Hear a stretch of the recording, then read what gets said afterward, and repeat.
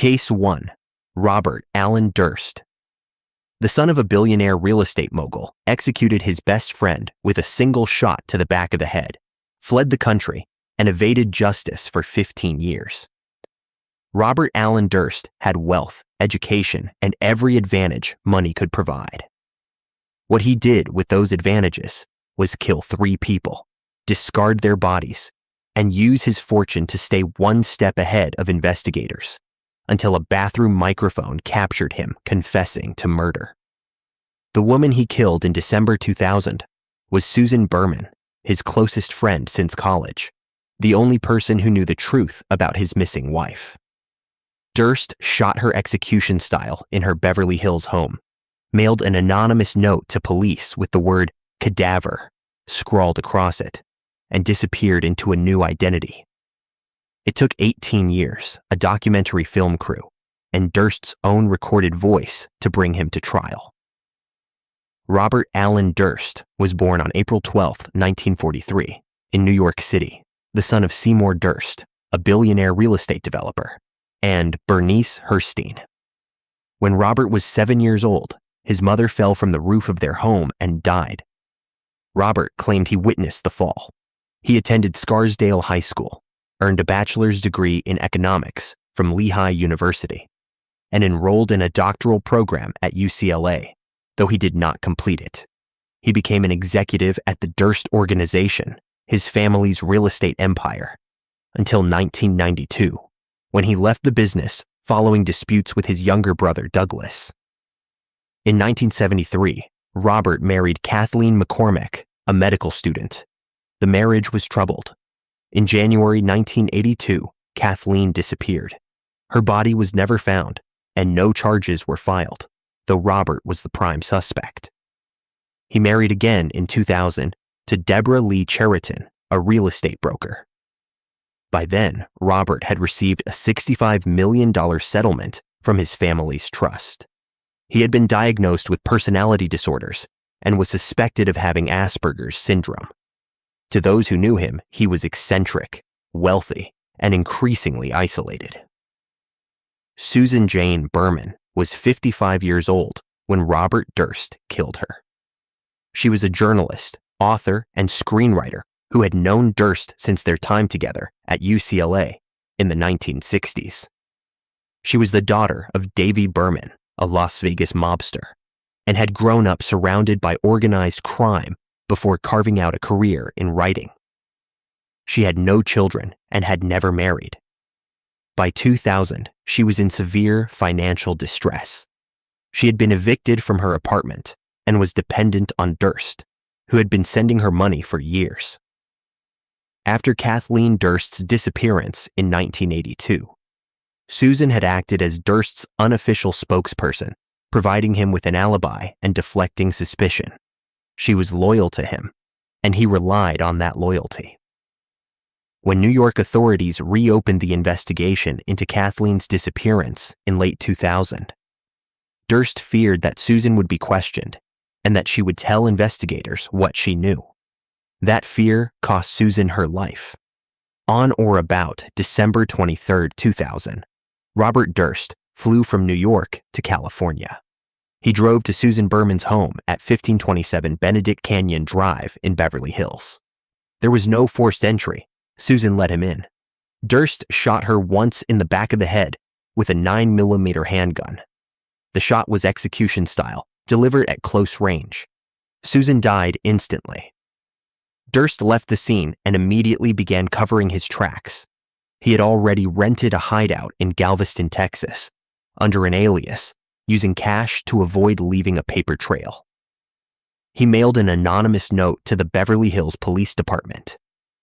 The note contained a single word, cadaver, and Susan's address. The word Beverly was misspelled as Beverly. The note was postmarked from the day after the murder. Durst wanted the body found, though his reasons for sending the note remain unclear. After mailing it, he fled to Texas, where he disguised himself as a mute woman and lived undetected for months. The murder was discovered on December 24, 2000, at approximately 12:30 p.m. Neighbors had noticed that Susan's back door was open, and that her 2 dogs were running loose in the yard. Police conducted a welfare check and found her body inside the house. A 9mm shell casing was recovered at the scene. There was no evidence of forced entry, no sign of a struggle, and no witnesses. The investigation focused initially on Susan's financial troubles and her connections to organized crime through her father. But those leads went nowhere. The cadaver note became a key piece of evidence. Handwriting analysts compared the note to known samples of Durst's writing and found similarities, but the evidence was not strong enough to support charges. The case went cold. Years passed. Then, in 2010, filmmaker Andrew Jarecki began work on a documentary about Durst's life.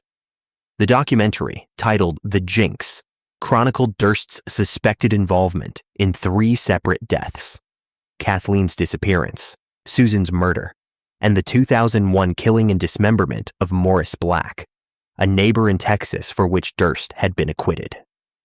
During filming, Durst agreed to sit for extensive interviews. In the final episode, recorded in 2015, Durst was caught on a hot microphone in a bathroom. He was muttering to himself, unaware the sound was being recorded. "What the hell did I do?" he said. "Killed them all, of course."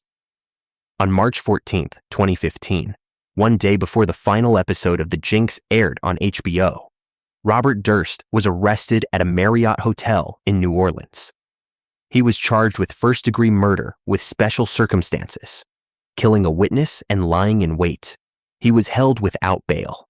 Lead detective Paul Coulter of the Los Angeles Police Department had spent years building the case, and the hot microphone audio gave prosecutors the confession they needed. The trial began on March 2nd, 2020, in Inglewood, California, in Los Angeles County Superior Court. Judge Mark E. Wyndham presided. Prosecutor John Lewin led the case for the state. Durst's defense attorney was Dick DeGuerin, a high-profile lawyer who had successfully defended Durst in the Morris Black case years earlier.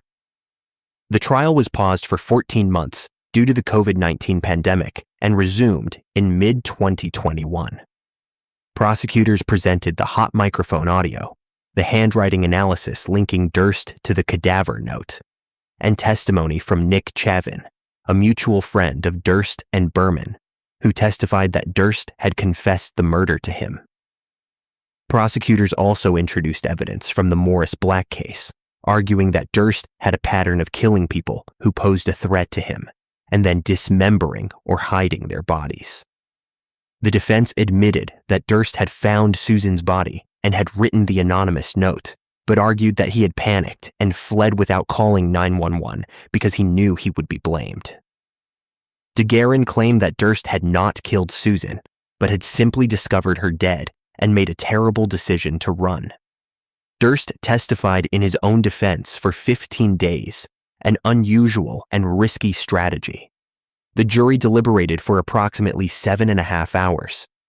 On September 17, 2021, they returned a verdict of guilty on 1 count of first-degree murder with special circumstances. On October 14, 2021, Judge Mark E. Wyndham sentenced Robert Durst to life in prison without the possibility of parole. Sareb Kaufman, Susan Berman's surrogate son, delivered a victim impact statement in which he described the devastation of losing the woman who had raised him and the betrayal of knowing that her closest friend had killed her. Durst sat motionless in the courtroom and stared straight ahead. He made no statement. Judge Wyndham called the crime an awful and scary crime. Prosecutors had initially sought the death penalty, but dropped that request due to Durst's advanced age and deteriorating health. Durst's attorneys filed an immediate appeal, but the process was never completed. On January 10, 2022, Robert Durst died of cardiac arrest at San Joaquin General Hospital while in state custody. He was 78 years old. He had been convicted, but he died before serving meaningful prison time and before his appeals were exhausted. Robert Durst's case became a cultural phenomenon because of the jinx, which demonstrated the power of documentary filmmaking in criminal investigations. The use of the hot microphone audio in court raised legal questions about the boundaries between journalism and law enforcement and whether defendants could be compelled to incriminate themselves through media participation. Susan Berman had spent decades protecting Robert Durst. She had lied for him, covered for him, and stood by him when others suspected him of murder. Her loyalty was rewarded with a bullet to the back of the head. The bathroom recording captured what 18 years of investigation could not. Durst's own voice, unguarded and unfiltered, admitting what he had done. He had killed them all. The wealth that bought him lawyers, disguises, and years of freedom could not buy him silence in that moment. It could not buy him innocence. Case 2.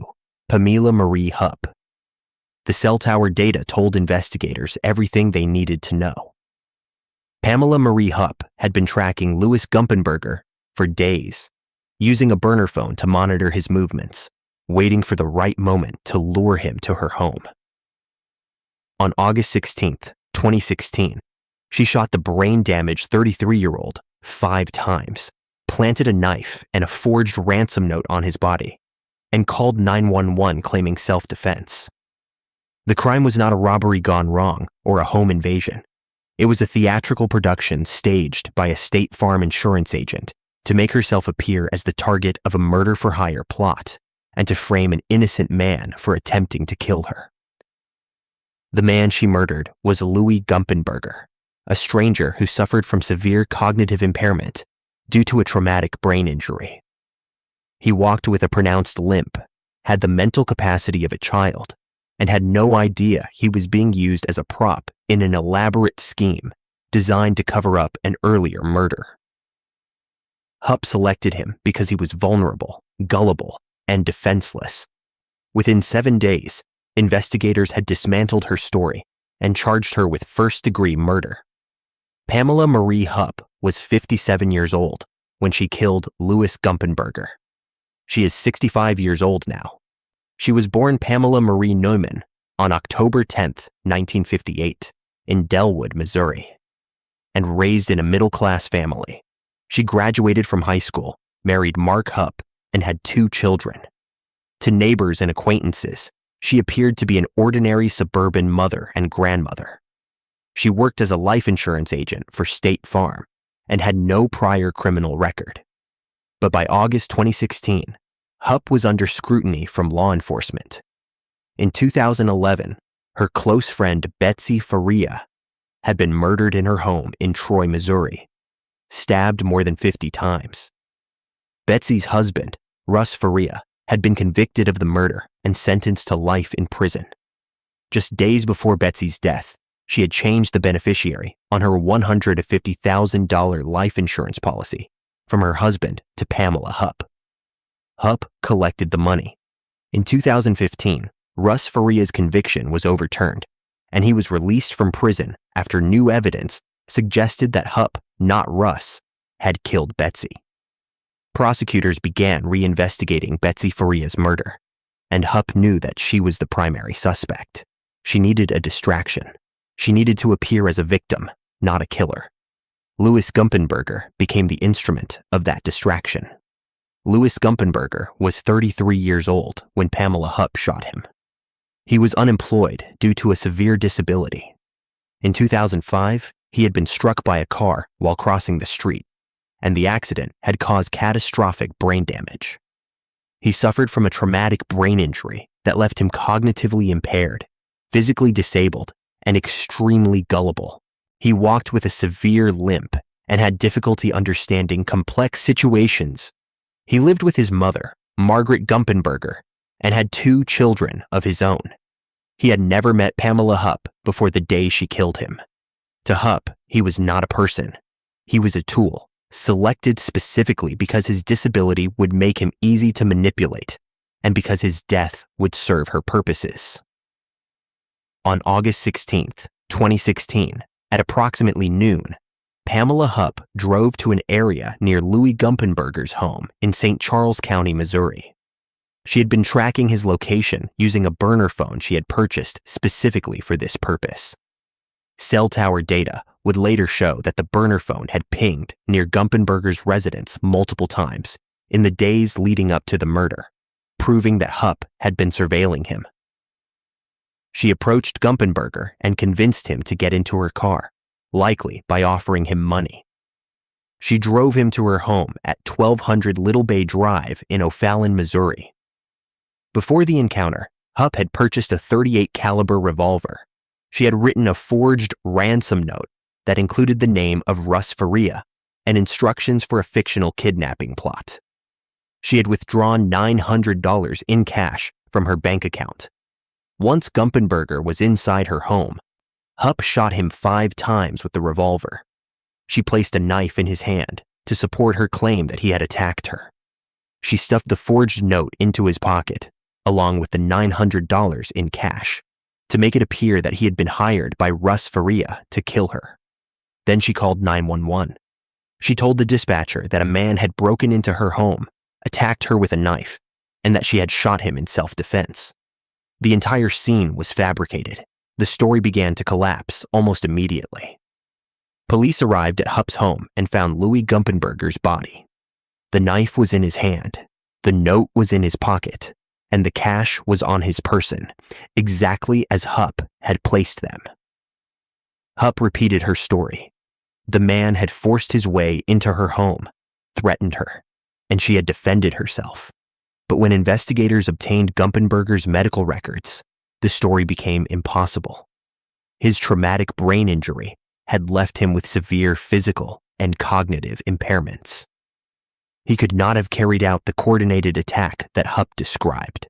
He could not have wielded a knife with the speed or strength required. His limp alone would have made it impossible for him to move in the manner Hupp claimed. Investigators traced the burner phone and discovered that Hupp had purchased it and had used it to track Gumpenberger's location. Cell tower data placed her near his home on multiple occasions before the murder. The forged note was analyzed, and the handwriting did not match Gumpenberger's. The $900 in cash was traced back to Hupp's bank account. The timeline made it clear. Hupp had selected a vulnerable, brain-damaged man, lured him to her home with a promise of money, murdered him, and staged the scene to frame Russ Faria for hiring a hitman. On August 23, 2016, 7 days after the murder, Pamela Hupp was arrested and charged with first-degree murder and armed criminal action. Prosecutors announced that they would seek the death penalty. Rather than face a jury trial and the possibility of execution, Pamela Hupp entered an Alford plea on June 19, 2019. An Alford plea allows a defendant to maintain their innocence while acknowledging that the prosecution has sufficient evidence to secure a conviction. Judge John Cunningham presided over the proceedings. Prosecutor Tim Lomar presented the evidence that the state would have introduced at trial: the cell tower, data showing Hupp's surveillance of Gumpenberger, the burner phone purchase, the forged note, the planted cash, the staged crime scene, and the medical records proving that Gumpenberger could not have attacked Hupp in the manner she described. The plea allowed Hupp to avoid the death penalty, but it also meant that she would spend the rest of her life in prison without the possibility of parole. On August 12, 2019, Judge John Cunningham sentenced Pamela Hupp to life in prison without the possibility of parole. Margaret Gumpenberger, Louis's mother, delivered a victim impact statement in which she called Hupp a monster and described the agony of losing her son to a woman who had used him as a disposable pawn in a scheme to avoid accountability for another murder. Hupp made no statement. She showed no remorse. She was transferred to the Chillicothe Correctional Center in Missouri, where she remains incarcerated. She is 65 years old. She will never be released. In 2021, prosecutors charged Hupp with the 2011 murder of Betsy Faria. That case is still pending. Russ Faria, who spent years in prison for a murder he did not commit, was fully exonerated. His conviction was directly overturned, as a result of the evidence uncovered in the Gumpenberger case. Louis Gumpenberger was a man whose life had already been stolen once, when a car struck him and left him with permanent brain damage. Pamela Hupp stole what remained. She selected him because his disability made him easy to exploit, because she believed no one would question his death, and because his murder would serve her purposes. She shot him 5 times, planted evidence on his body, and called the police while his blood was still spreading across her floor. The cruelty was not just in the killing, it was in the calculation. She dehumanized him, instrumentalized him, and discarded him. The fact that her plan failed within a week does not undo the fact that she carried it out. Louis Gumpenberger was a son, a father, and a human being. To Pamela Hupp, he was a stage prop in a performance designed to frame an innocent man and cover up another murder. That is what she will be remembered for. Case 3. Mark D. Sievers, the office manager of a holistic medical practice, hired 2 men to bludgeon the doctor to death with a hammer while he was 1,000 miles away, surrounded by witnesses who could confirm he was nowhere near the crime scene. Mark D. Sievers had spent years working alongside his wife, Dr. Teresa Sievers, managing the day-to-day operations of her successful practice in Bonita Springs, Florida. By June 2015, the marriage had deteriorated. Teresa was planning to file for divorce and seek full custody of their 2 daughters. Mark was drowning in debt, owed tens of thousands of dollars to the IRS, and had maxed out multiple credit cards. Teresa's life insurance policy was worth $4.4 million. Mark provided his best friend with the alarm codes to the family home, took his daughters to Connecticut to establish an alibi, and waited for a phone call confirming that his wife was dead. The call came on June 29, 2015. Teresa had been found in the home, her skull shattered by 17 blows from a hammer. Mark returned to Florida, cried at her funeral, hugged her family, and played the role of the grieving widower. The performance lasted until investigators traced the GPS from the killer's rental car and the burner phone records that connected Mark to the murder. Mark D. Sievers was 47 years old when his wife was killed. He is 56 years old now. He had no criminal record and no history of violence. He worked as the office manager for Teresa's holistic medical practice, handling administrative tasks, billing, and scheduling. The practice was successful, and Teresa was well regarded in the community as a compassionate and skilled physician. But the marriage was failing. Teresa had confided in friends that she was planning to leave Mark and that she intended to seek full custody of their 2 daughters. Mark's financial situation was dire. He owed the IRS more than $30,000, had maxed out credit cards, and was financially dependent on Teresa's income. The prospect of a divorce meant losing access to that income, losing custody of his children, and losing the lifestyle he had built around Teresa's success. The life insurance policy offered a solution. If Teresa died, Mark would inherit $4.4 million and retain custody of the children. He would not have to face the humiliation of a divorce or the financial devastation of losing Teresa's support. All he had to do was arrange her death and make sure he was far away when it happened. Dr. Teresa Sievers was 46 years old when she was murdered. She was a holistic physician who had built a thriving practice and a reputation for treating patients with empathy and individualized care. She was the mother of 2 daughters and the primary breadwinner in the family. She had been married to Mark for years, but by 2015, the relationship had become untenable. She had made the decision to end the marriage and move forward with her life. She had plans, a future, and children who depended on her. On June 28, 2015, she returned home from a family trip, unaware that 2 men were waiting inside her house with a hammer. Mark Sievers had recruited his best friend, Curtis Wayne Wright Jr., to carry out the murder. Wright, in turn, brought along an associate named Jimmy Rogers. Mark provided Wright with the security alarm codes for the Sievers' home, ensuring that the killers could enter without triggering an alert. On June 28, 2015, Mark took his 2 daughters to Connecticut, more than 1,000 miles away from Bonita Springs. He made sure that friends, family, and acquaintances saw him there. He attended events, took photos, and created a timeline that would prove he was nowhere near Florida when his wife was killed. While Mark was in Connecticut, Wright and Rogers drove from Missouri to Florida. They entered the Sievers' home at 2703 Jarvis Road in Bonita Springs, using the alarm codes Mark had provided. They waited. When Dr. Teresa Sievers arrived home that evening, they attacked her. She was bludgeoned to death with a hammer. The medical examiner later determined that she had been struck 17 times in the head. The killers left the hammer at the scene and drove back to Missouri. Mark remained in Connecticut with his daughters, his alibi airtight. The murder was discovered on June 29, 2015, when one of Teresa's employees arrived for work and found the house locked and Teresa unresponsive inside. Police were called and the investigation began immediately. The crime scene was brutal. Blood spatter covered the floor and walls. The hammer used in the attack was recovered. There were no signs of forced entry, which suggested that the killers had access to the alarm codes. Investigators began tracing the movements of anyone connected to the Sievers family. They obtained surveillance footage from toll booths and gas stations along the route from Missouri to Florida.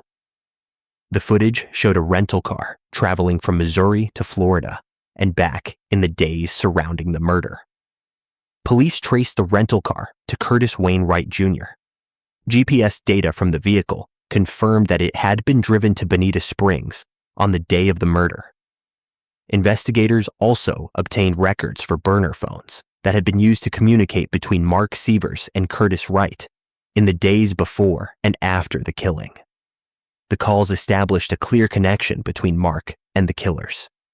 Wright was arrested, and under pressure from prosecutors, he agreed to cooperate. He confessed to killing Teresa Sievers and implicated Mark as the mastermind. On February 26, 2016, Mark Sievers was arrested and charged with first-degree murder and conspiracy to commit murder. Prosecutors announced that they would seek the death penalty. The trial began in November 2019 in Lee County, Florida. Judge Bruce E. Kyle presided. The prosecution's case was built on the principle that the evidence tells the story. Prosecutor Cynthia Ross presented the GPS data from the rental car, the burner phone records, the financial motive, and Curtis Wright's testimony. Wright took the stand and described in detail how Mark had recruited him, provided the alarm codes, and discussed the plan to kill Teresa. The defense strategy was to portray Mark as a grieving widower who had been betrayed by his best friend. Defense attorney Michael Mummert argued that Wright was the true killer and that he had acted on his own, possibly with a motive related to Teresa's practice or personal life. The defense suggested that Wright was lying to save himself and had fabricated Mark's involvement. The evidence contradicted that claim. The GPS data, the burner phones, the alarm codes, and the financial motive all pointed to Mark. The jury heard the case, reviewed the evidence, and deliberated. They returned a verdict of guilty on all counts. On January 3, 2020, Judge Bruce E. Kyle sentenced Mark Sievers to death. The courtroom was filled with Teresa's family and friends, many of whom had known Mark for years and had trusted him. Victim impact statements were delivered, and several speakers described Teresa as a devoted mother, a talented physician, and a woman who had dedicated her life to helping others. Mark made no statement. He was transferred to Florida State Prison and placed on death row. He is 56 years old. He remains incarcerated, and his case is under appeal. Curtis Wayne Wright Jr. pleaded guilty to second-degree murder in exchange for his testimony against Mark Sievers. He was sentenced to 25 years in prison. Jimmy Rogers was convicted of second-degree murder and sentenced to life in prison. The hammer that was used to kill Teresa Sievers was left at the scene, a piece of evidence so obvious that it suggested the killers believed they would never be caught. The GPS data from the rental car tracked their every movement, creating a digital map of the crime. The burner phones documented the conspiracy. Mark Sievers had planned the murder meticulously, but he had underestimated the ability of modern forensic technology to reconstruct his steps. He cried at Teresa's funeral. He hugged her family. He stood beside her coffin and accepted condolences from people who believed he was devastated by her death. He knew in that moment that he had orchestrated every detail of her murder. The alibi was perfect. The evidence was not. Case 4. Jodi Ann Arias, a freelance photographer, stabbed her ex-boyfriend 27 times, slashed his throat from ear to ear, shot him in the head, and then attempted to destroy the evidence by placing the digital camera that had documented the crime in a washing machine. The camera survived.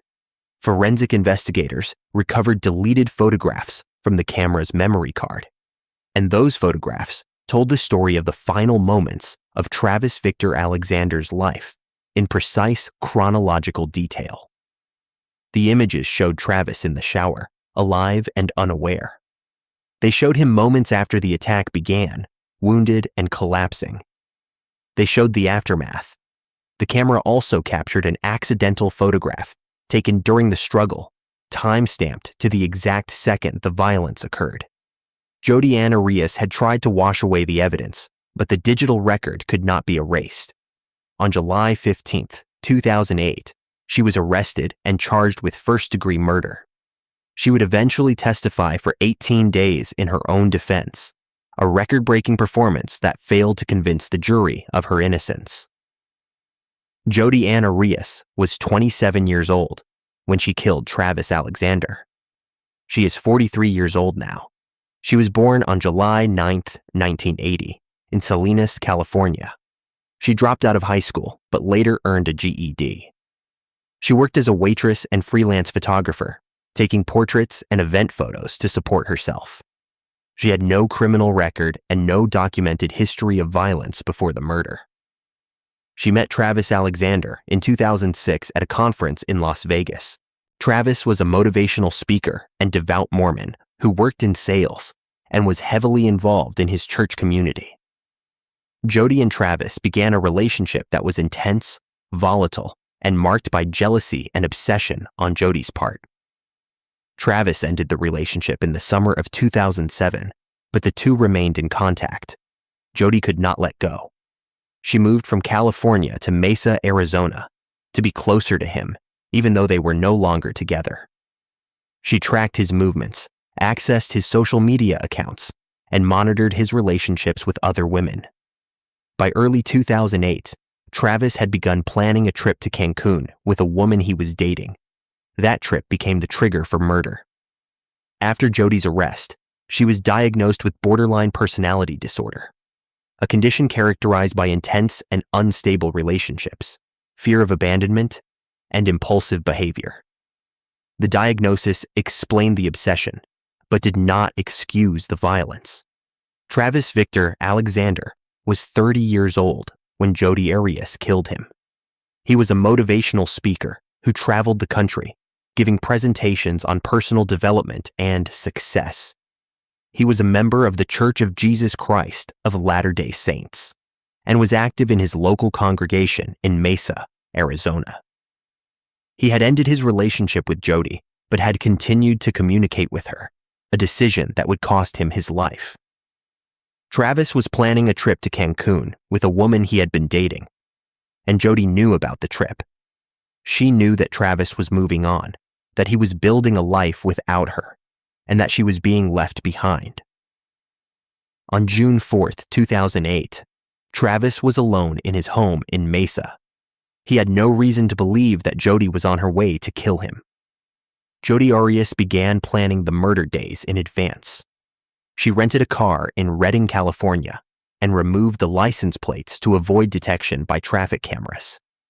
She dyed her hair brown to change her appearance.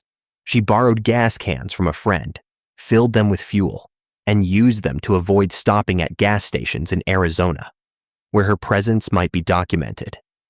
She stole a .25 caliber handgun from her grandparents' home. On June 3, 2008, she drove from California to Mesa, arriving in the early morning hours of June 4th. She went to Travis's home. He let her in. What happened next was documented by Travis's own digital camera. The camera contained photographs showing that Jodi and Travis had engaged in a consensual sexual encounter earlier in the day. The photographs were time-stamped, creating a timeline that prosecutors would later use to reconstruct the crime. At approximately 5:30 p.m. on June 4, 2008, Jodi photographed Travis in the shower. He was posing for the camera, sitting on the shower floor, water running over him. The photographs showed him alive, relaxed, and trusting. Minutes later, the attack began. Jodi stabbed Travis 27 to 29 times. The wounds were concentrated in his back, chest, and head. She slashed his throat with such force that the wound extended from ear to ear, nearly decapitating him. She shot him in the head with the .25 caliber handgun. During the struggle, the camera fell to the floor and accidentally activated, capturing a photograph of the ceiling and a partial image of Travis on the ground, bleeding. The photograph was time-stamped at 5:32 p.m. Travis was still alive at that moment, but he would be dead within minutes. After killing him, Jodi dragged his body into the shower and turned on the water. She attempted to clean the scene, but blood had already soaked into the carpet and walls. She placed the digital camera in the washing machine, along with bloodied towels and clothing, and ran a wash cycle. She believed the camera would be destroyed. It was not. The murder was discovered on June 9, 2008, when friends of Travis Alexander, concerned that they had not heard from him in days, broke into his home and found his body in the shower. The scene was horrific. Blood covered the bathroom floor, the hallway, and the bedroom. Travis had been dead for 5 days. Police began their investigation immediately. They recovered the digital camera from the washing machine. Forensic technicians extracted the memory card and used data recovery software to retrieve deleted photographs. The photographs showed the entire sequence of events: the consensual encounter earlier in the day, the shower photos, and the accidental photograph taken during the attack. Investigators also found a bloody palm print in the hallway, leading away from the bathroom. The print was analyzed and matched to Jodi Arias. The evidence was overwhelming. On July 15, 2008, Jodi Arias was arrested in Eureka, California, and charged with first-degree murder. Prosecutors announced that they would seek the death penalty. The trial began in January 2013 and lasted 5 months. Judge Sherry Stevens presided. Prosecutor Juan Martinez presented the forensic evidence, the photographs, the palm print, and a timeline that demonstrated premeditation. The rental car, the dyed hair, the stolen gun, and the gas cans all pointed to a planned attack. The defense, led by attorneys Kirk Nurmi and Jennifer Wilmot, argued that Jodi had killed Travis in self-defense after he became violent and abusive. They introduced testimony about Travis's alleged temper and controlling behavior. They claimed that Jodi suffered from PTSD and battered woman syndrome, and that the killing was a desperate act of survival, not premeditated murder. The defense's strategy required Jodi to testify. She took the stand and testified for 18 consecutive days, a record for a defendant in a murder trial. She described the relationship with Travis in detail, portrayed herself as a victim of psychological and physical abuse, and claimed that she had no memory of stabbing him, but vaguely recalled the gun going off during a struggle. The testimony was emotional, detailed, and contradicted by the physical evidence. The photographs showed no signs of a struggle before the attack. The knife wounds were inflicted from behind, inconsistent with self-defense. The gunshot appeared to have been delivered after Travis was already incapacitated. On May 8, 2013, the jury returned a verdict of guilty on one count of first-degree murder. The sentencing phase of the trial was prolonged and chaotic. Two separate juries were impaneled to decide whether Jody should receive the death penalty or life in prison. Both juries deadlocked, unable to reach a unanimous decision. Under Arizona law, when a jury cannot agree on a sentence in a death penalty case, the judge imposes a sentence of either life, with the possibility of parole after 25 years, or life without the possibility of parole. On April 13, 2015, Judge Sherry Stevens sentenced Jody Arias to life in prison without the possibility of parole. Jody was transferred to the Perryville prison in Goodyear, Arizona, where she remains incarcerated. At 43 years old, Jody Arias remains incarcerated at Perryville Prison in Goodyear, Arizona. She will never be released. The digital camera that she placed in the washing machine, believing it would be destroyed, became the most damning piece of evidence against her. The photographs it contained documented her presence, the timeline of the attack, and the exact moment the violence began. Technology preserved what Jody tried to erase. Travis Alexander was planning a trip to Cancun. He was building a future. Jody Arias took that future and replaced it with 29 stab wounds, a slashed throat, and a bullet to the head. The camera recorded it all. Case 5, Larissa Schuster. When police opened the blue plastic barrel in the Clovis storage unit on July 15, 2003, they found the partially dissolved remains of Timothy Schuster. The 45-year-old hospital manager had been submerged head first in hydrochloric acid while still alive, his body dissolving over the course of days in a 55-gallon drum rented by his estranged wife. Larissa Schuster was a biochemist with expertise in agricultural chemistry. She had used her professional knowledge to purchase industrial quantities of acid, lured Timothy to a location under false pretenses, rendered him unconscious with chloroform, and placed him in the barrel to eliminate him from a divorce battle that had consumed both of their lives. The case became known as the acid barrel murder, and it remains one of the most scientifically executed murders in California history. Larissa Schuster was 43 years old when she killed her husband. She is 64 years old now. She was a biochemist who owned and operated a laboratory that provided testing services for agricultural clients in California's Central Valley. She had a college education, professional credentials, and a successful business. She was known in her professional community as intelligent, detail-oriented, and controlling. She had been married to Timothy Schuster for more than a decade, and the marriage had produced children, though the exact number and details of their family life were not extensively documented in trial records. By 2003, Larissa and Timothy were separated and engaged in a contentious divorce. The dispute centered on the division of assets, including Larissa's laboratory business, and on custody arrangements for their children. Larissa was determined not to lose control of her business or her financial standing. Timothy was equally determined to secure a fair settlement. The conflict had dragged on for years, with no resolution in sight. Larissa decided that the only way to end the dispute was to end Timothy's life. Timothy Schuster was 45 years old when he was murdered. He worked as a hospital manager in Fresno, California, and was described by those who knew him as a dedicated professional and a caring father. He had been married to Larissa for years, but the relationship had deteriorated into mutual animosity.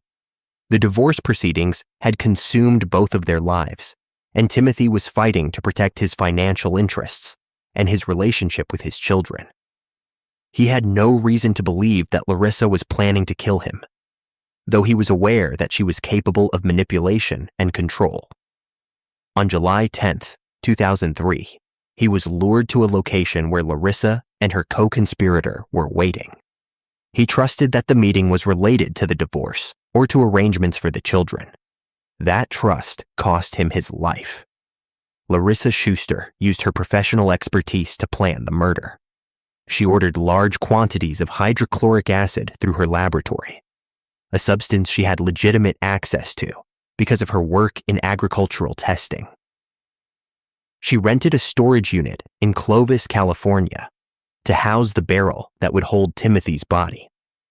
She recruited James Fagone, one of her laboratory employees, to assist in the murder. On July 10, 2003, Larissa lured Timothy to a location where she and Fagone were waiting. The exact pretense she used to get him there is not fully documented, but it is likely that she told him the meeting was related to custody or financial matters. When Timothy arrived, Larissa and Fagone rendered him unconscious using chloroform, a chemical that Larissa had access to through her laboratory. While Timothy was unconscious, they placed him head first into a 55-gallon blue plastic barrel. Then they filled the barrel with hydrochloric acid. Timothy Schuster was alive when he was submerged. The acid began dissolving his body immediately, starting with the skin and soft tissue and progressing to the bone. The process was agonizing and prolonged, though it is unclear whether Timothy regained consciousness during the ordeal. Larissa and Fagone sealed the barrel and transported it to the storage unit Larissa had rented. They left it there, expecting that the acid would completely dissolve Timothy's remains and that no one would ever find the body. The murder was discovered on July 15, 2003, when friends and family members reported Timothy Schuster missing. Police began investigating his disappearance and quickly focused on Larissa as a suspect. She was the last person known to have been in contact with him, and the ongoing divorce provided a clear motive. Investigators obtained a search warrant for the storage unit Larissa had rented. When they opened the blue barrel, they found Timothy's partially dissolved remains. The acid had eaten away much of his tissue, but enough remained for forensic pathologists to identify the body and determine the cause of death. James Fagone was arrested and interrogated.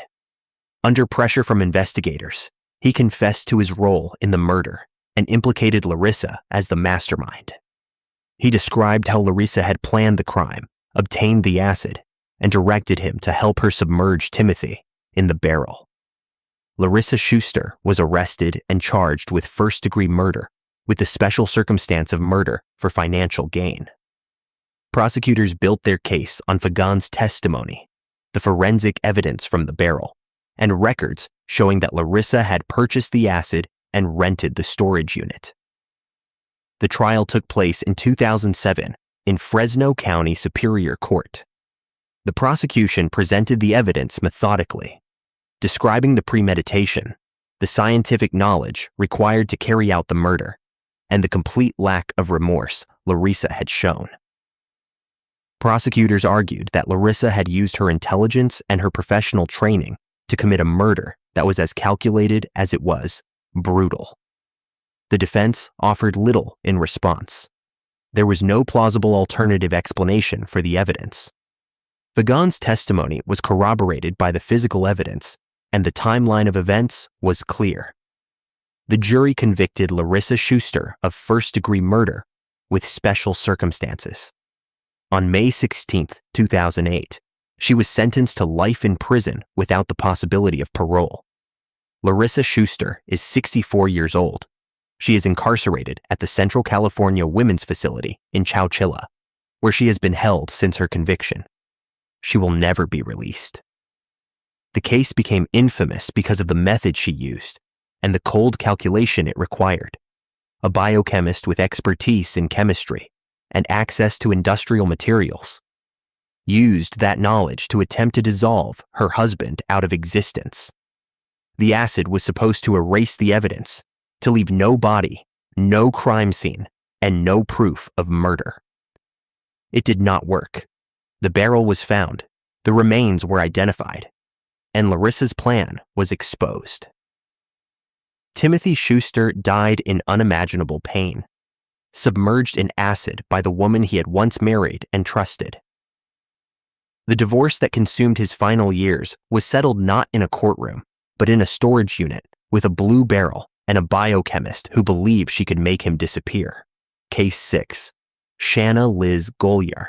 For 4 years after murdering a romantic rival, a house cleaner sent more than 50,000 text messages and emails pretending to be the woman she had killed, creating an elaborate digital ghost to convince investigators, friends, and the victim's own mother that the victim was alive, on the run, and stalking everyone connected to her.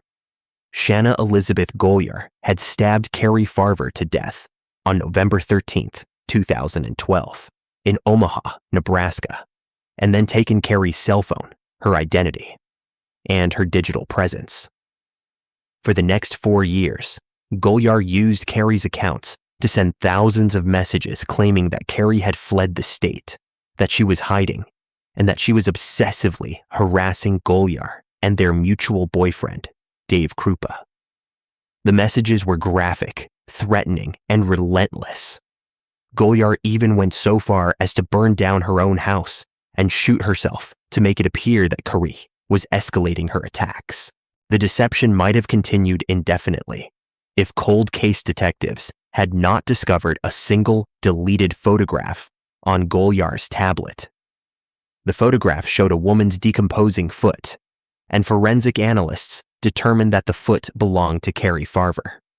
Golyar was arrested, tried, and convicted of first-degree murder.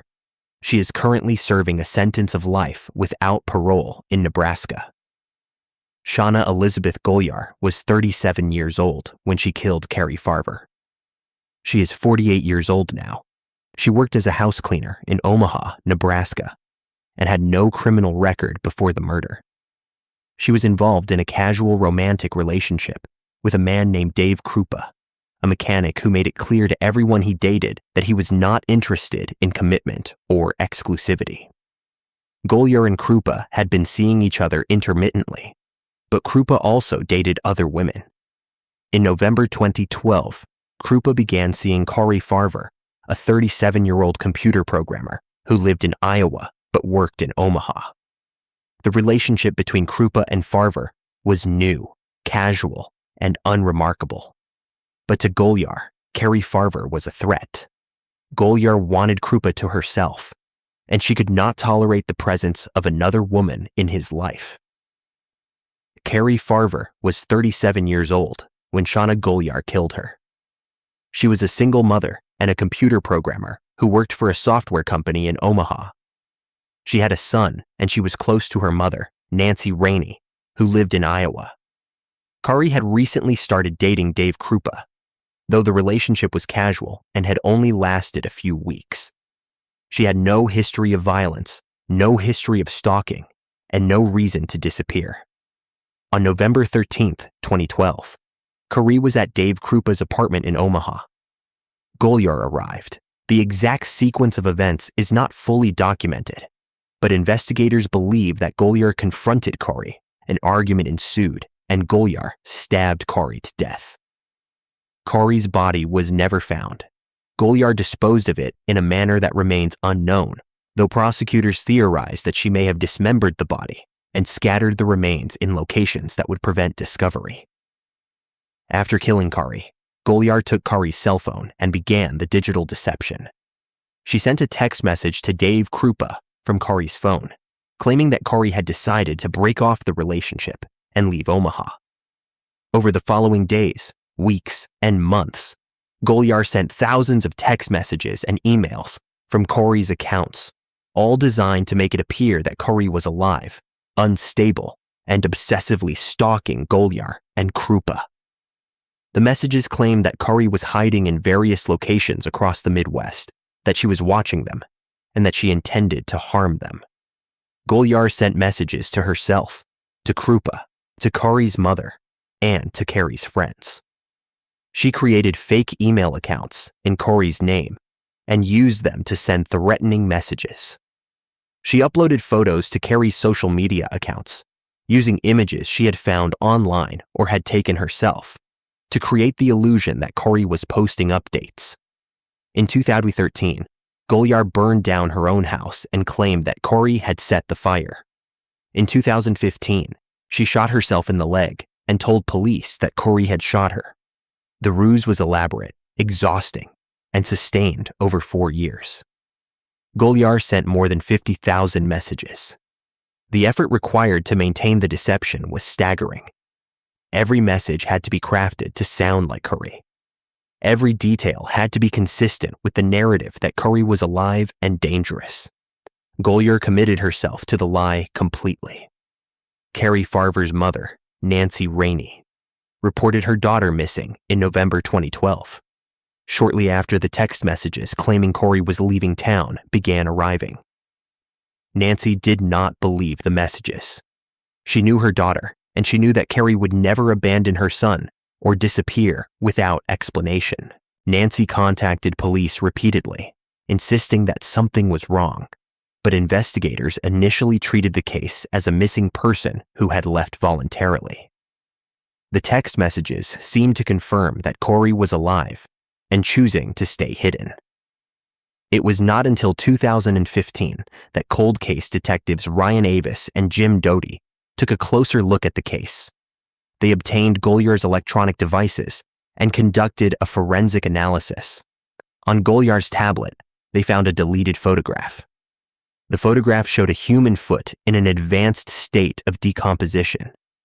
The foot was partially covered by a tarp, and the surrounding environment suggested that the photograph had been taken shortly after Corey's death. Forensic analysts compared the foot in the photograph to images of Corey Farver and determined that the foot belonged to her. The photograph had been taken by Golyar. It was the proof that Corey was dead and that Golyar had killed her. Golyar was arrested in 2016 and charged with first-degree murder. The trial took place in 2017 in Douglas County, Nebraska. Golyar waived her right to a jury trial and opted for a bench trial, meaning that Judge Timothy Burns would decide the verdict. Prosecutors presented the photograph of the decomposing foot, the forensic analysis of the tens of thousands of text messages and emails, and testimony from digital forensic experts who had traced the messages back to devices controlled by Golyar. The evidence showed that every message purportedly sent by Corey after November 13, 2012, had actually been sent by Golyar. Prosecutors also presented evidence that Golyar had researched how to cover up a murder, how to destroy evidence, and how to impersonate someone digitally. The defense offered no credible explanation for the photograph or the messages. On August 15, 2017, Judge Timothy Burns found Golyar guilty of first-degree murder. She was sentenced to life in prison without the possibility of parole. The Nebraska Correctional Center for Women is where Shauna Golyar, now 48 years old, will spend the rest of her life. Carrie Farver's body has never been found. Her mother, Nancy Rainey, spent years searching for her daughter, refusing to believe the lie that Golyar had constructed. The photograph of Carrie's decomposing foot brought Nancy the confirmation she had feared. Her daughter was dead, and she had been dead since the day she disappeared. The 50,000 messages Golyar sent over 4 years were not just a cover-up. They were a prolonged act of psychological torture inflicted on everyone who cared about Corey. Nancy Rainey received messages from her daughter's phone for years, messages filled with anger and cruelty, messages that she hoped might contain some clue to where Carey had gone. Every message was a lie. Every message came from the woman who had killed her. Shauna Golyar did not just murder Carey Farver. She erased her, replaced her, and used her voice to terrorize her family. The digital ghost she created haunted Corey's mother for 4 years. The photograph on the tablet was the only piece of truth Golyar ever allowed to exist. Case 7 Sherry Miller.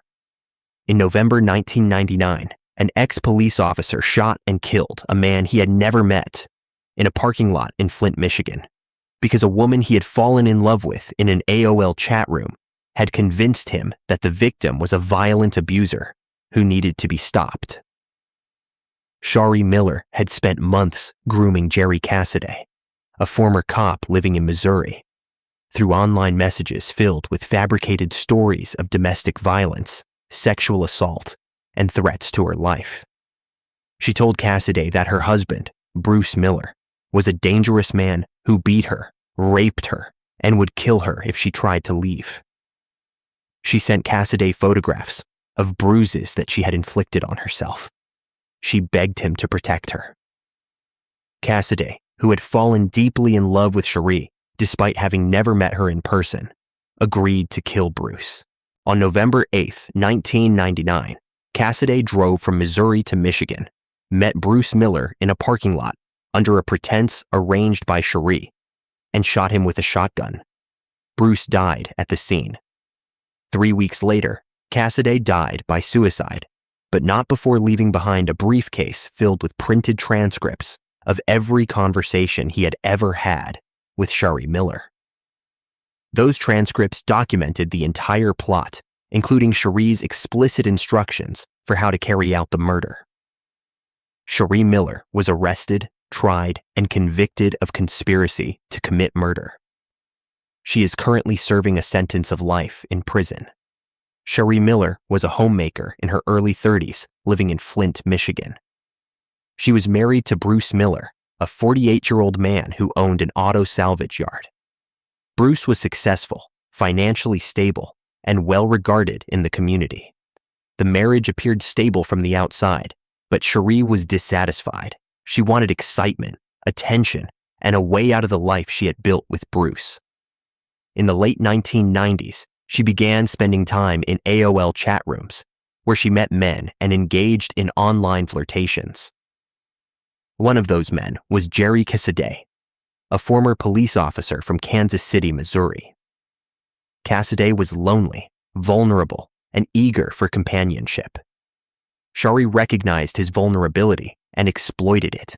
She began sending him messages describing herself as a victim of horrific domestic abuse.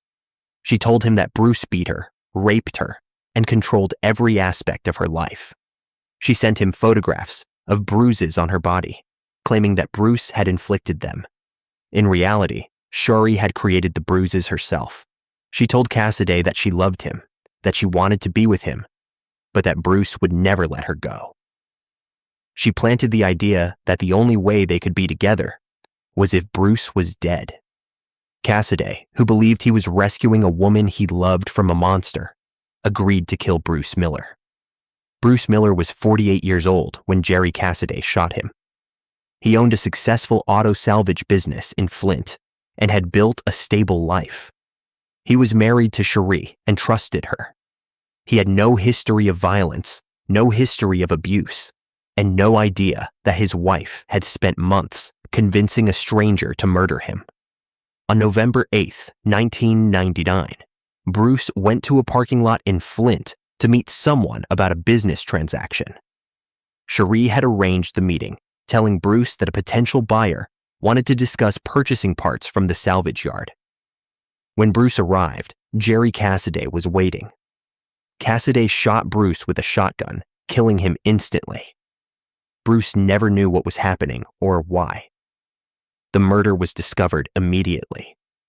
Bruce's body was found in the parking lot, and police began their investigation. They quickly identified Cassidy as a suspect based on witness descriptions and surveillance footage from the area. Cassidy fled back to Missouri. On November 29, 1999, 3 weeks after the murder, Jerry Cassidy died by suicide. Before his death, he left behind a briefcase containing hundreds of pages of printed transcripts from his AOL conversations with Shari Miller. The transcripts were a complete record of their relationship, and they documented Shari's manipulation in explicit detail. The messages showed Shari describing the abuse she claimed to suffer, begging Cassidy to help her, and providing specific instructions for how and when to kill Bruce. The messages showed Cassidy expressing his love for Shari and his willingness to do anything to protect her. The transcripts were a confession written in real time, preserved by a man who believed he was a hero and died realizing he had been used. Cherie Miller was arrested and charged with conspiracy to commit first-degree murder and solicitation to commit murder. The trial took place in 2000 in Genesee County, Michigan, and it became one of the earliest high-profile cases involving an internet-facilitated murder plot. Prosecutors presented the printed transcripts of the AOL conversations, testimony from forensic experts who authenticated the messages, and evidence that Cherie had fabricated the abuse claims. Medical examiners testified that the bruises in the photographs Cherie had sent to Cassidy were self-inflicted.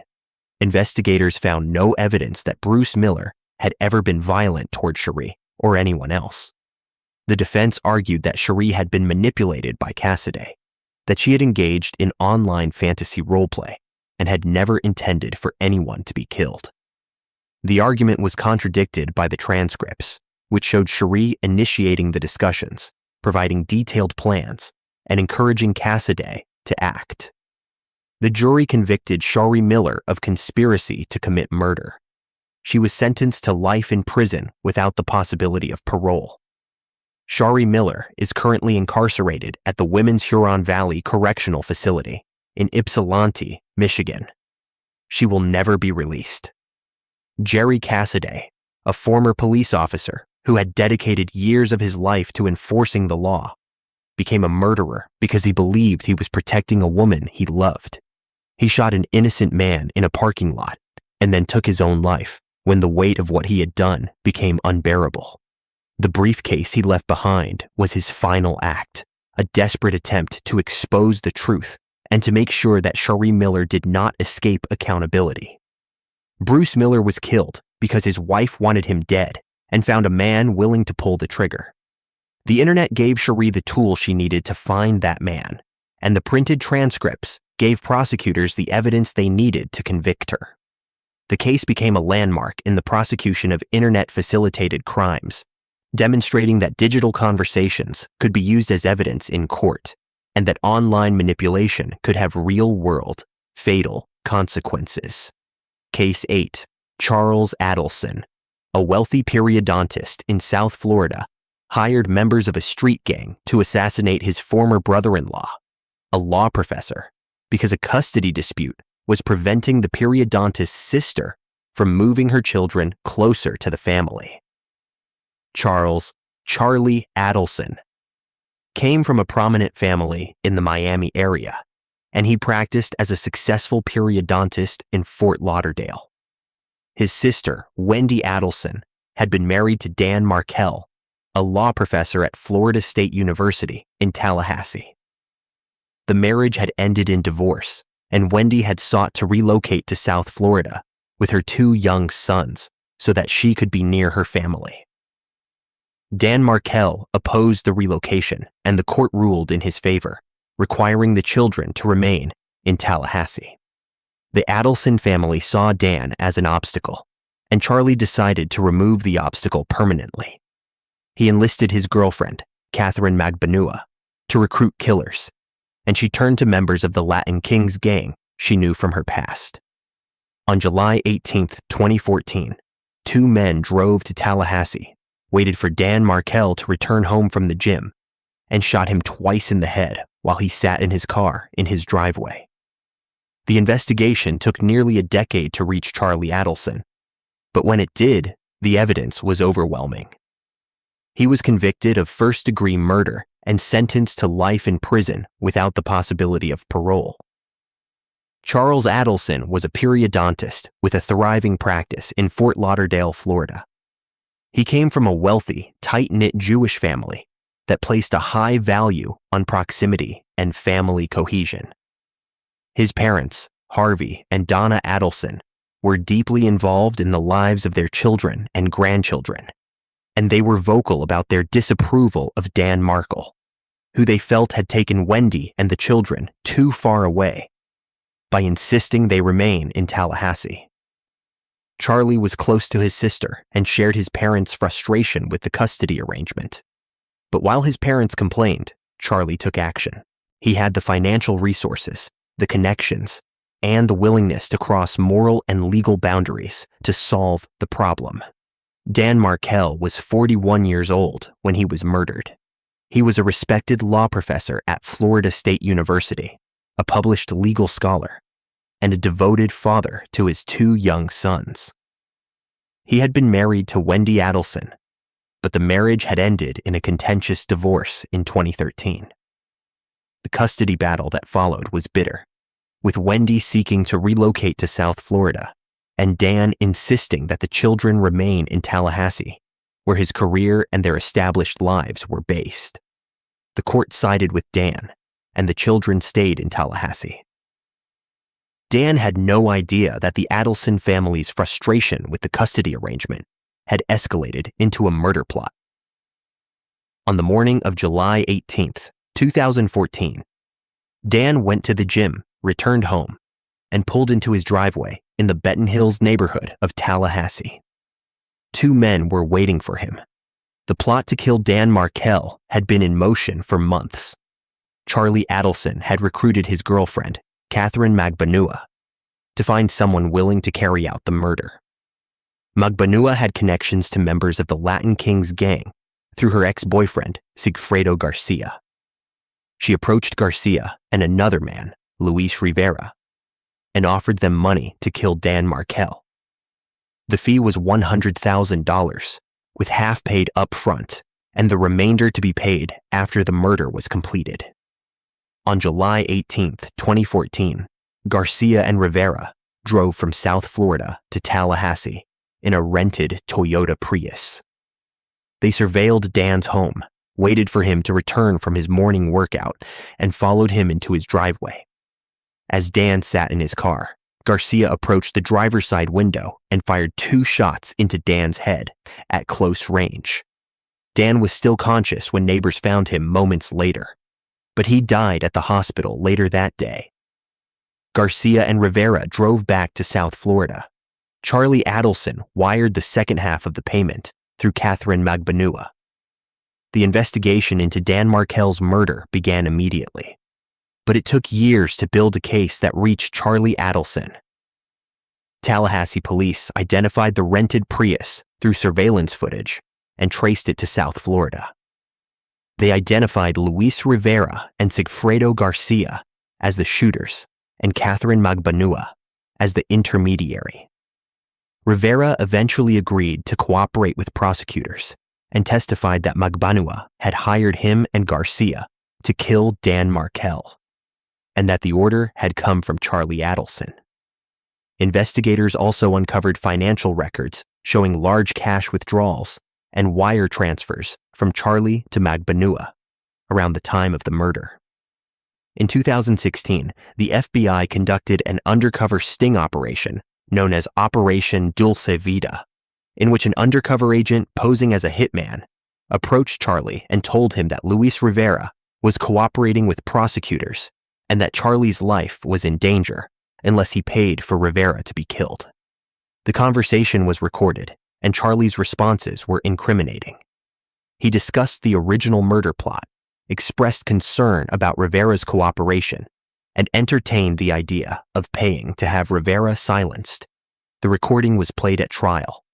Charlie Adelson was arrested in April 2022 and charged with first-degree murder, conspiracy to commit murder, and solicitation to commit murder. The trial took place in October 2023 in Leon County, Florida. Prosecutors presented the testimony of Luis Rivera, the financial records, the undercover FBI recordings, and phone records showing communication between Charlie Magbanua and the killers. The defense argued that Charlie had been manipulated by Catherine Magbanua, that he had no knowledge of the murder plot, and that the undercover recordings were taken out of context. The jury did not believe the defense. On November 6, 2023, they convicted Charlie Adelson on all counts. He was sentenced to life in prison without the possibility of parole. Charles Adelson is currently incarcerated in the Florida State Prison System. Catherine Magbanua was convicted of first-degree murder in a separate trial and is serving a life sentence. Sigfredo Garcia was also convicted and sentenced to life in prison. Luis Rivera, who cooperated with prosecutors, pleaded guilty to second-degree murder and received a 19-year sentence. Dan Markel's parents, Ruth and Phil Markel, have been fighting for years to maintain a relationship with their grandchildren, who were taken to South Florida by Wendy Adelson after Dan's death. Wendy has not been charged with any crime. Though the investigation remains open, the murder of Dan Markel was not a crime of passion or desperation. It was a business transaction carried out by a wealthy family that treated human life as an inconvenience to be outsourced and eliminated. Charlie Adelson had the money to hire killers, and he did. Dan Markel had the law on his side in the custody dispute, and it did not save him.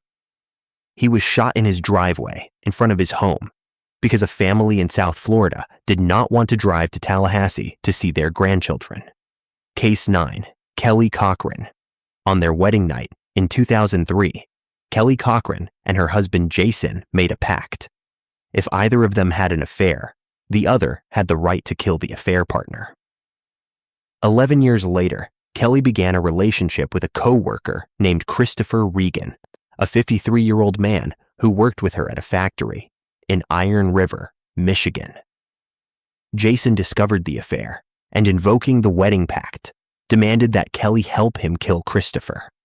On October 14, 2014, Kelly lured Christopher to the house she shared with Jason in Iron River.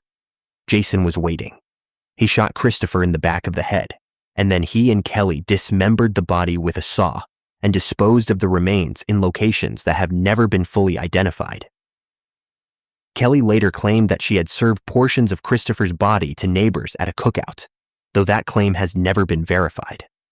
The murder might have remained unsolved if Kelly had not killed Jason in 2016, poisoning him with a fatal dose of heroin in what she later described as payback for forcing her to participate in Christopher's murder. Kelly Cochran is currently serving a sentence of life without parole in Michigan for both murders. Kelly Cochran was 34 years old when she and her husband killed Christopher Regan. She had been married to Jason Cochran for more than a decade, and the relationship was marked by jealousy, control, and a shared capacity for violence. Kelly worked at a manufacturing plant in Iron River, Michigan, and it was there that she met Christopher Regan. The affair began sometime in 2014, and Kelly made no effort to hide it from Jason. When Jason confronted her, Kelly did not end the relationship. Instead, she and Jason made a plan to kill Christopher. Kelly later told investigators that the plan was Jason's idea, that he had invoked the wedding night pact and insisted that Christopher had to die. But Kelly participated willingly, luring Christopher to the house and helping to dispose of his body after Jason shot him. Christopher Regan was 53 years old when Kelly and Jason Cochran killed him. He worked at the same factory as Kelly and had become involved in a romantic relationship with her despite knowing she was married. Christopher had no criminal record and no history of violence. He was a co-worker and a lover, and he trusted Kelly enough to go to her home when she invited him. That trust was fatal. On October 14, 2014, Christopher went to the Cochran home in Iron River. Jason Cochran was waiting. He shot Christopher in the back of the head, killing him instantly. Kelly and Jason then dismembered Christopher's body using a saw. They disposed of the remains in multiple locations, scattering them in wooded areas and bodies of water around Iron River. Some of Christopher's remains have never been recovered. Christopher Regan's disappearance was reported by his family in late October 2014. Police in Iron River began an investigation, and Kelly Cochran became a person of interest. She denied knowing what had happened to Christopher and claimed that he had simply stopped coming to work. But investigators were suspicious, and they continued to monitor Kelly. In 2016, Kelly and Jason Cochran moved to Hobart, Indiana. On February 20th, 2016, Jason Cochran died of an apparent heroin overdose in their home. Kelly called 911 and reported finding him unresponsive. At first, the death was treated as an accidental overdose, But during the investigation into Jason's death, Kelly made statements to police that raised red flags. She hinted that she had been involved in Christopher Regan's disappearance and suggested that Jason's death was not accidental. Indiana police contacted Michigan authorities, and Kelly was arrested. Under interrogation, Kelly confessed to both murders. She admitted that she and Jason had killed Christopher Regan in 2014 and that she had killed Jason in 2016 by injecting him with a lethal dose of heroin. She described Jason's death as payback for forcing her to help kill Christopher. She told investigators that she had been planning to kill Jason for 2 years and that she had waited for the right moment. Kelly Cochran was charged with first-degree murder in Michigan for the death of Christopher Regan and with murder in Indiana for the death of Jason Cochran. She pleaded guilty to second-degree murder in Michigan in 2017 and was sentenced to 65 years in prison. She later pleaded guilty to murder in Indiana and received an additional sentence of 65 years to be served consecutively. The combined sentence ensures that Kelly Cochran will spend the rest of her life in prison. Kelly Cochran is currently incarcerated in the Michigan prison system. She will never be released. The wedding night pact that she and Jason made in 2003 was treated by both of them as a binding agreement, a covenant that justified murder. When Kelly had an affair, Jason invoked the pact and demanded Christopher's death. When Jason forced Kelly to participate in the killing, Kelly invoked the pact in her own mind and decided that Jason deserved to die for what he had made her do. The pact created a cycle of violence that ended with 2 men dead and Kelly in prison for life. Christopher Regan's family was left without answers for years, not knowing what had happened to him or where his remains were. When Kelly finally confessed, the truth was worse than they had imagined. Christopher had been shot, dismembered, and scattered across northern Michigan by a couple who had decided on their wedding night that murder was an acceptable response to infidelity. The claim that Kelly served Christopher's remains at a cookout has never been proven, and investigators believe it may have been a fabrication designed to shock or to further implicate Jason posthumously. But the claim, whether true or false, illustrates the depravity that defined Kelly Cochran's actions and the complete disregard she had for human life. Case 10. Marjorie Deal Armstrong. On August 28, 2003, a pizza delivery driver named Brian Wells walked into a bank in Erie, Pennsylvania, with a live bomb locked around his neck and a cane-shaped shotgun in his hands. He handed the teller a note demanding $250,000 and claiming that he had been taken hostage and forced to rob the bank. After leaving the bank with a small amount of cash, Wells was surrounded by police in a parking lot. He sat on the ground, begged officers to help him remove the bomb, and told them he had been forced to participate in the robbery as part of an elaborate scavenger hunt designed by people he did not know. The bomb squad was called, but before they could arrive, the device detonated. Brian Wells died on live television, his death broadcast to viewers across the country. The investigation into what became known as the collar bomb case took years to unravel, and when it was finally solved, it revealed one of the most bizarre and convoluted criminal conspiracies in American history. At the center of the plot was Marjorie Deal Armstrong, a woman with a history of violence, severe bipolar disorder, and a plan to use the stolen money to hire a hitman to kill her own father. Marjorie was convicted of armed bank robbery resulting in death and sentenced to life in prison plus 120 years. She died in prison in 2017. Marjorie Deal Armstrong had a long history of mental illness and violence before the collar bomb plot. She had been diagnosed with severe bipolar disorder and had been treated for psychiatric issues for decades. She was highly intelligent, manipulative, and capable of extreme violence. Before the collar bomb case, Marjorie had been involved in the deaths of 2 of her boyfriends. In one case, She shot a boyfriend to death and claimed self-defense. She was acquitted. In another case, her boyfriend died under suspicious circumstances, though no charges were filed. By 2003, Marjorie was living in Erie, Pennsylvania, and had become obsessed with the idea of killing her father, a wealthy man whom she believed had wronged her. She decided that she needed money to hire a hitman, and she conceived of a plan to force someone to rob a bank for her. The plan involved a bomb, a scavenger hunt, and the coercion of an unwitting participant. The man she selected was Brian Wells, a pizza delivery driver who had no criminal record and no reason to believe that delivering a pizza would result in his death. Brian Wells was 46 years old when the bomb around his neck detonated. He worked as a pizza delivery driver in Erie and was described by those who knew him as a quiet, unassuming man with no history of crime or violence. On August 28, 2003, Brian received a delivery order for 2 pizzas to be delivered to a remote location outside of Erie. When he arrived, he was ambushed by a group of people who forced a live bomb around his neck. The bomb was a custom-built device consisting of metal collars, locked together with a combination lock and wired with explosives.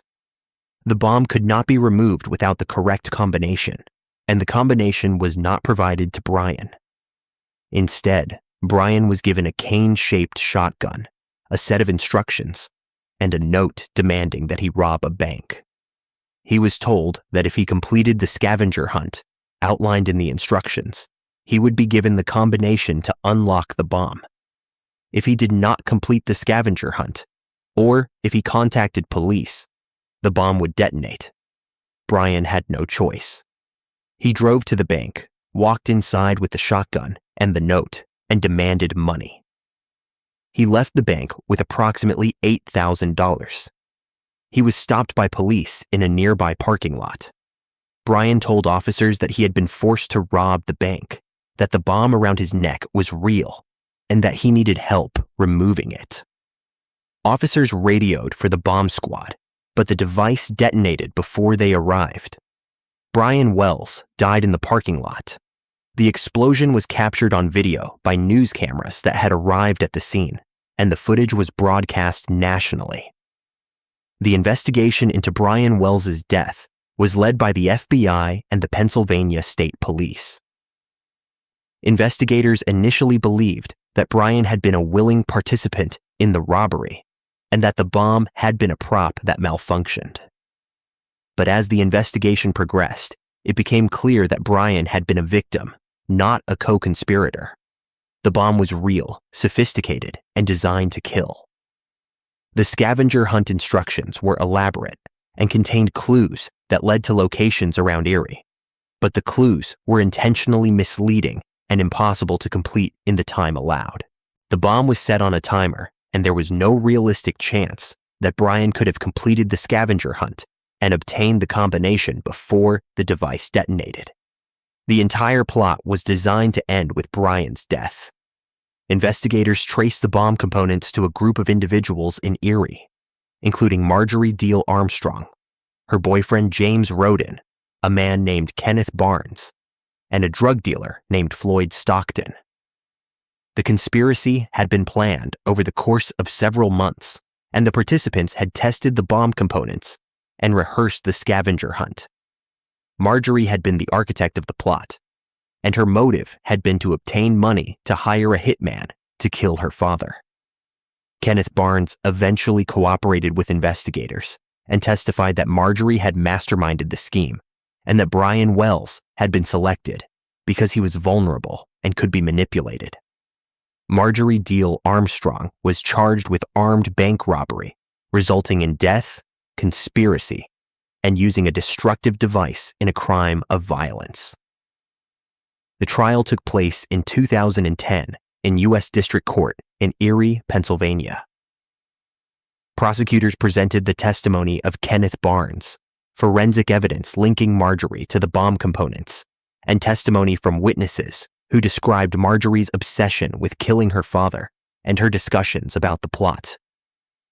The defense argued that Marjorie was mentally ill and that she had not been the mastermind of the conspiracy, but had instead been manipulated by others.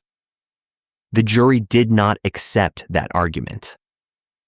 On November 1st, 2010, Marjorie Diehl Armstrong was convicted on all counts. She was sentenced to life in prison plus 120 years. Marjorie Diehl Armstrong died on April 4th, 2017, while incarcerated at the Federal Medical Center, Carswell, in Fort Worth, Texas. She was 68 years old. The cause of death was breast cancer. She had served 7 years of her sentence. Brian Wells's death became a national tragedy and a symbol of the randomness of violence. He had gone to work on an ordinary day, delivered a pizza to what he thought was an ordinary customer, and was forced into a nightmare that ended with a bomb exploding around his neck on live television. The scavenger hunt instructions that were supposed to save his life were a lie. The combination to the bomb was never going to be provided. Brian Wells was expendable to Marjorie Diehl Armstrong, a pawn in a plan that was as cruel as it was convoluted. The collar bomb case became the subject of documentaries, books, and widespread media coverage, in part because of the shocking nature of the crime, and in part because the footage of Brian's death was broadcast to millions of people.